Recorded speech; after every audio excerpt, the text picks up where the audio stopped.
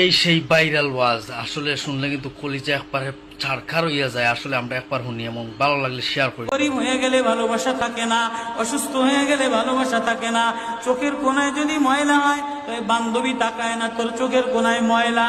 নাকের কোনায় যদি ময়লা হয় তো বন্ধু বান্ধবে তাকায় না। এখানে যদি একটা ফোড়া হয় তো বন্ধু বান্ধবী তাকায় না। ভালোবাসা মিলান হয়ে যায়, অভাবে পড়লে ভালোবাসা মিলান হয়ে যায়, অসুস্থ হয়ে গেলে ভালোবাসা মিলান হয়ে যায়।